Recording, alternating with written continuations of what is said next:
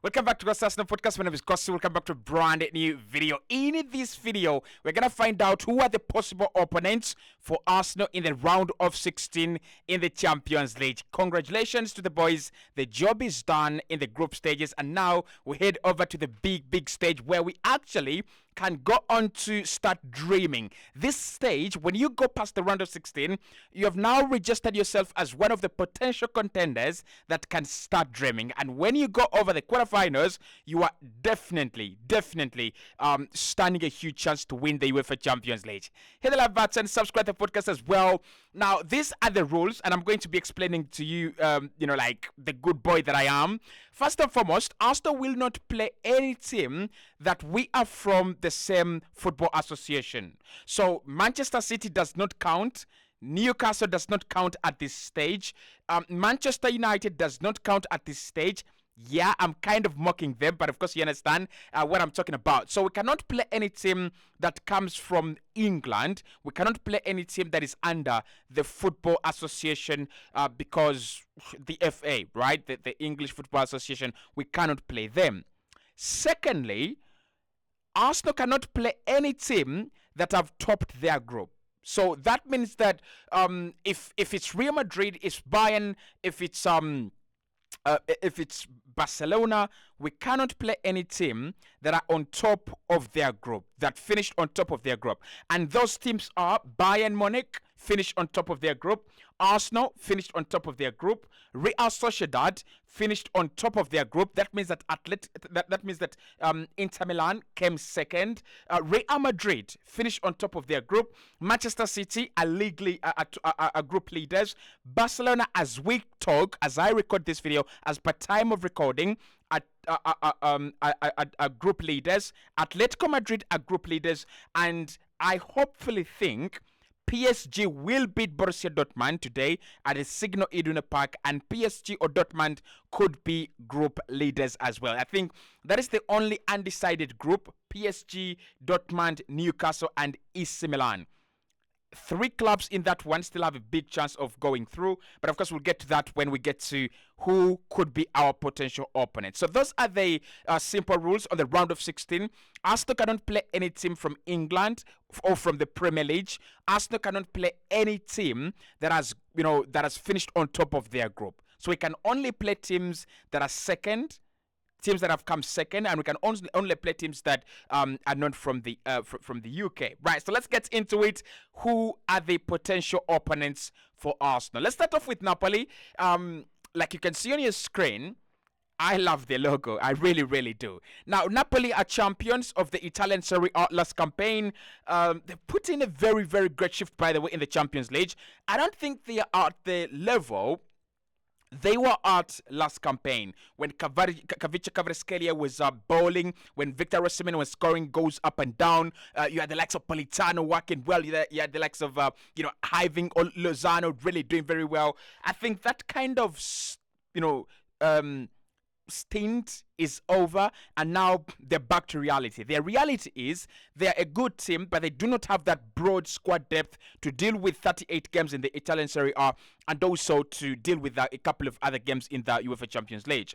But when you look at Napoli, they have finished second in a group that had Real Madrid, Union Berlin, very stubborn side by the way, themselves Napoli as well. So I think if you were Napoli, you don't want to play Arsenal at the moment. They've played Real Madrid. They've lost those games home and away. I don't think they will be looking to play Arsenal. I don't think they will be looking to visit the Emirates Stadium or have themselves host Arsenal at the Maradona Stadium. I don't think.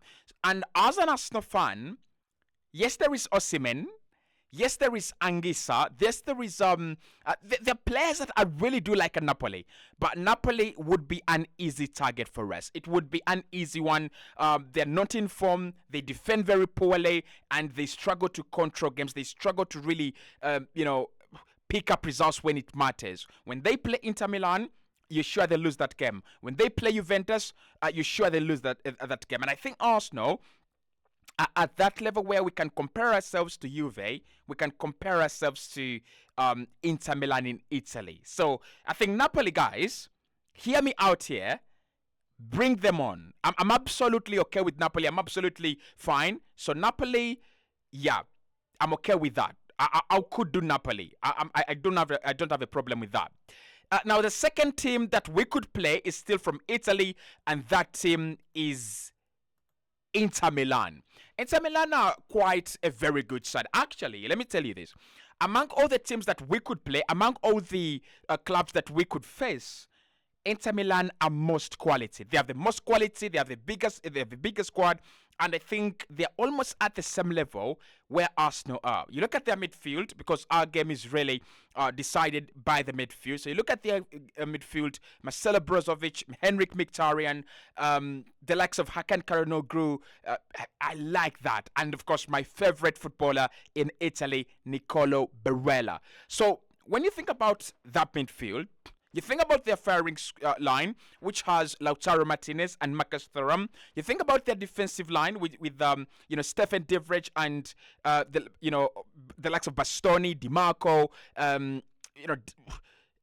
It's a good team, right? And even Jan Sommer in goal is a really decent goalkeeper.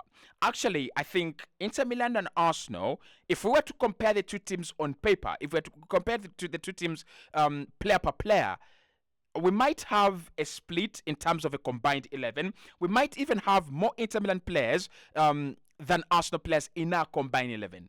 Because Jan Sommer over David Dreyer, for me, any day. Dimarco over Zinchenko in the UEFA Champions League, for me, again, any day. At right back, I'll keep my right back. But I would have Saliba and Bastoni at centre back. Then you have Rice over Marcelo Brozovic. But then you cannot take Kai over Nicolo Barella. And then you have the likes of Henrik Mkhitaryan and the likes of Hakan Çalhanoğlu. And up front, Lautaro Martinez and Marcus Thuram, Arsenal do not have that quality. Of course, you have the likes of Fratesi as well at Inter Milan. So would I be okay to go for Inter Milan, to go with Inter Milan? I'm telling you the truth, absolutely not. This is the only team I want to avoid. Give them to Real Madrid. Give them to Real Madrid because I don't care if Real Madrid are dumped out by Inter Milan. I'd rather play Inter in the quarterfinals than play Real Madrid in the quarterfinals, right? Real Madrid are freaks of the Champions League. Inter Milan do have some history. They are not absolute legends in this competition, and they are not immune to a knockout, right? So Inter Milan are another option. I don't want them. I really, really don't. And I pray we do not get them. I just pray we don't get them. Next on the list, guys, apart from that is Copenhagen. And yeah, Copenhagen, decent side. Absolutely, absolutely decent side. The story of Copenhagen and how they have qualified for the round of 16 is a miraculous one, but not one that actually surprises me. They were in a group where you had Bayern, Manchester United, and Galatasaray. They have finished second after beating Galatasaray with a red card in the last game of the group by a 0-0. I thought in that group it would be Manchester United and Bayern, alternatively Galatasaray and Bayern. But Copenhagen, to be the guys that made sure that Manchester United do not even go to Europa League, to be the guys that made sure that Galatasaray do not continue in the UCL this campaign, hands up. Absolutely hands up, because what Galatasaray needed, it was a draw. They didn't get a draw in Copenhagen. But again, we are Arsenal, and we have gone to Eindhoven, we have gone to Spain, and we have gone to France. What would go wrong in Eindhoven? I think bring on Copenhagen, bring on FC Copenhagen. That is a draw I'm asking for. That is a draw that any Arsenal fan at the moment should be asking for. Copenhagen, home and away. If we don't do it away, we can do it at home. Absolutely. So Copenhagen, easy draw for me. Again, not very easy. They've scored a couple of goals against Manchester United, but their quality is questionable, right? Because if Manchester United do not get the Marcus Rashford red card, I think they win that game. They were leading 3-1, I think. I think they win that game. And if they win that game, Manchester United qualify for the round of 16. It was as simple as that. So I still think Copenhagen would be an easy one for Arsenal. And if we can get it done, please give us Copenhagen. Please do give us Copenhagen. I really, really do fancy them. I really fancy them. Next on the list is FC Porto. FC Porto, of course, some of the legendary clubs in the UEFA Champions League and in Europe generally as well. Quality is what we associate with them. And they've won it before in the 2000s. I think they won it in either 2000 or 2002. I think 2002 with Jose Mourinho. Now, with Porto, you want to avoid them, and I would love to avoid them. But then the draw is not going to look for the favorable teams for Arsenal only. So if we can avoid Inter Milan, I would be okay with FC Porto. I would be okay with FC Porto. I think you just need to be serious to beat a Portuguese team. You just need to be serious to get these guys from Portugal out of the competition. I think if Arsenal stay focused, we play good football, we got to FC Porto man to man. We try to show that we are this good. We would dump them without a question. We would dump them out of the competition without a question. So I'm going. Yeah, give me FC Porto. That's another team that we could actually play. And yeah, I want your thoughts there on Porto. They were in the same group, and they are still in the same group with FC Barca. Barca need a point to top the group. FC Porto, if FC Porto win against Schalke, it means that they have the chance to top the group if Barca do not win. That is where the problem actually is. But I think Barca will get a point against Antwerp. That is an easy point. Then Porto will come second. However, there is also a possibility of FC Porto losing to Shakhtar and Shakhtar progressing to the next round. And I do not care. Give me FC Porto. Give me Shakhtar Donetsk. I would take them on. I would absolutely fancy them. I really, really, really fancy them. So that is another one. FC Porto right there for you guys. I want your thoughts there. I want your opinions on Porto being one of the clubs Arsenal could meet, as well as Shakhtar Donetsk. Okay, let's get to the next one, and it is my favorite. BVB. Borussia Dortmund. Arsenal have a chance to play Borussia Dortmund in this upcoming round of 16. It's a chance that we can draw them. The Signal Iduna Park, I would love to go there. I don't like to play Borussia Dortmund. But this campaign, if you're looking for the most inconsistent, unpredictable, unreliable, cannot be trusted team, it's Borussia Dortmund. How they've actually managed to be topping a group where there is Newcastle, PSG, and AC Milan, it's a complete, it's a misnomer for me. I can't even understand it. I can't put my head around it. But also listen to this. Just listen to this. Borussia Dortmund are one of the teams that do well in Europe. And are one of the teams in this season that are really defending very well in the competition. I'm talking about beating Newcastle home and away without conceding a single goal. I'm talking about them not conceding, I think, a single goal as well against AC Milan, or conceding one, most probably. And I'm also talking about this Dortmund side that could top this group, right? Could top this group if they get a result against PSG. Now, why I think Dortmund will come second in this group is I think PSG really need this game. They're going to pull out all the resources they have, and they will win the game.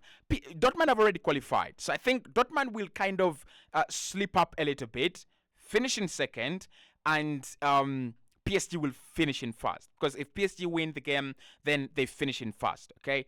But there is still a chance that PSG finishes second, and Arsenal might have a chance to draw PSG, right? So if PSG finishes second, Arsenal will draw PSG.